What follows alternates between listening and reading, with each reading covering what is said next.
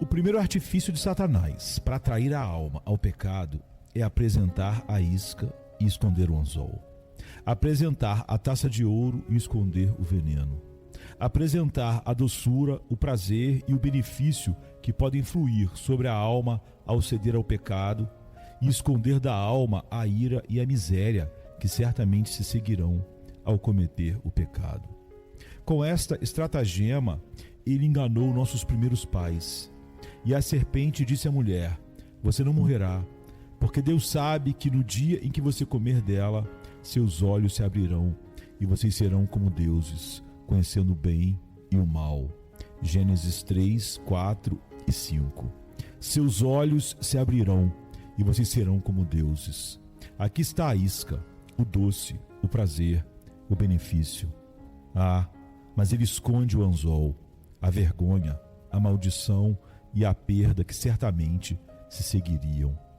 Há uma abertura dos olhos da mente para a contemplação e alegria, e há uma abertura dos olhos do corpo para a vergonha e confusão. Ele lhes promete o primeiro, mas esconde o segundo. E assim, Satanás os engana, dando-lhes uma maçã em troca de um paraíso, como faz milhares de negócios hoje em nossos dias. Satanás facilmente nos atrai para mentiras falsas com suas iscas de ouro, e então nos leva embora e nos deixa no paraíso dos tolos.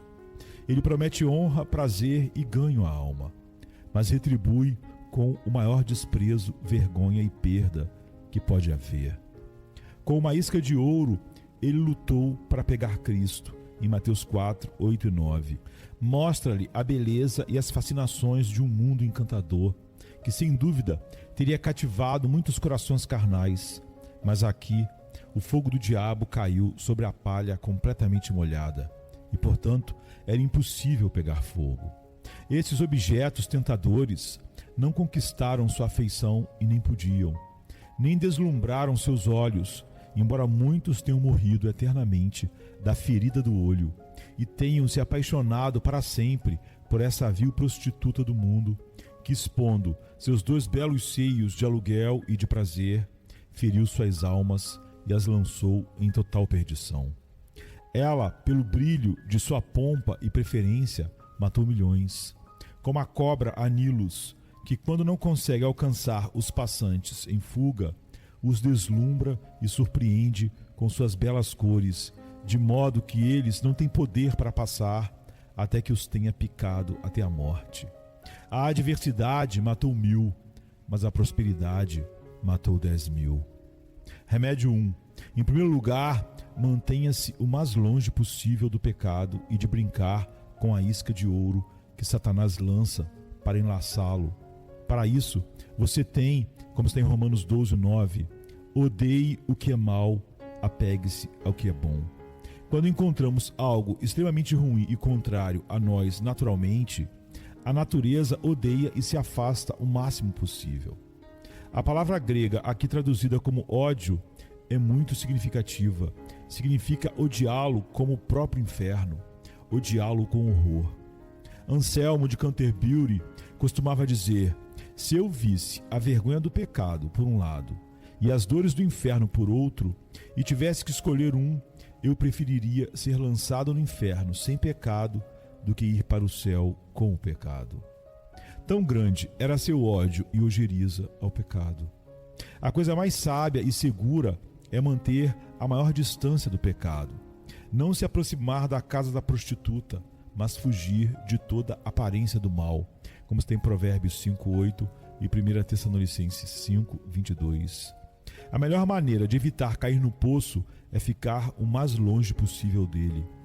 Aquele que é tão audacioso a ponto de tentar dançar à beira do poço pode descobrir por experiência lamentável que é justo para Deus deixar que ele caia no poço. José fica longe do pecado e não brinca com as iscas de ouro de Satanás e se mantém firme. Davi se aproxima, brinca com a isca, cai e engole a isca e o anzol.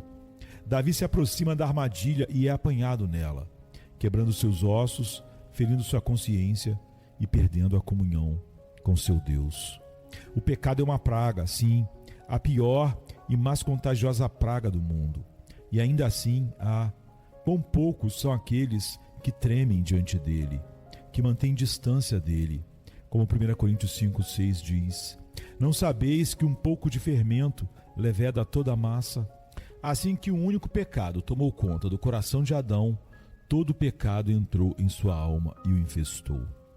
Como também o único pecado de Adão se espalhou por toda a humanidade, como está em Romanos 5,12. Portanto, assim como por um homem entrou o pecado no mundo, e pelo pecado a morte, assim também a morte passou a todos os homens, porque todos pecaram. Como o pecado do pai contamina o filho, e do marido a mulher, e do senhor o servo. O pecado que está no coração de um homem é capaz de contagiar o mundo inteiro. É de natureza tão contagiosa e propagadora assim. Temos a história do romano, que primeiro fez seu inimigo negar a Deus e depois o esfaqueou, assassinando assim corpo e alma. Assim é declarada a malignidade pura do pecado. E que o que foi dito sobre este assunto prevaleça em você, para que você mantenha distância do pecado. Remédio 2. Considere que o pecado nada mais é do que um doce amargo. Essa aparente doçura no pecado desaparecerá rapidamente e em seu lugar virá a vergonha, a dor, o horror e o terror duradouros. O homem saboreou o sabor da maldade da comida como uma delícia, deixando-a derreter sob sua língua. Ele a saboreou segurando-a longamente na boca. Mas de repente a comida que ele comeu se torna azeda dentro dele, um veneno no seu estômago, como diz Jó 20, 12-14. Os ganhos e prazeres proibidos são mais agradáveis para os homens vaidosos e orgulhosos, que contam com a alegria da loucura, que não alimentam, mas dilaceram e consomem o ventre e a alma que os recebe. Muitos comem na terra o que digerem no inferno. Os bocados assassinos do pecado enganam quem os come.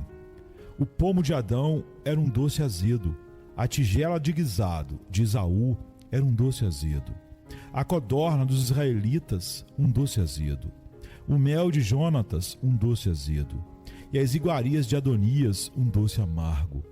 Os homens não devem pensar em dançar e jantar com o diabo e depois cear com Abraão, Isaque e Jacó no reino dos céus. Alimentem-se do veneno das víboras e será impossível não deixar que a língua da víbora os mate.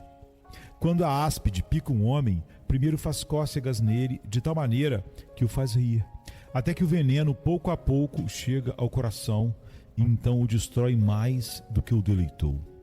A mesma coisa acontece com o pecado.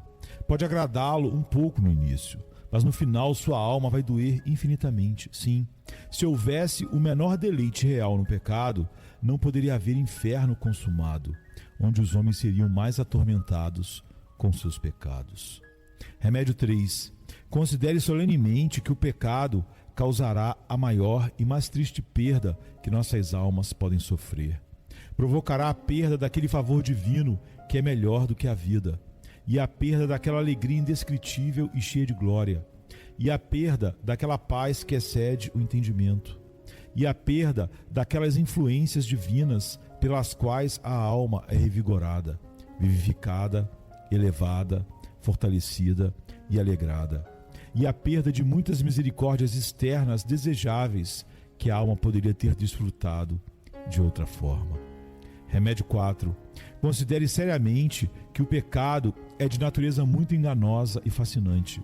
O pecado vem do maior enganador, é filho da sua própria educação maliciosa, é a base de todo engano no mundo e é, em sua própria natureza, o mais enganoso.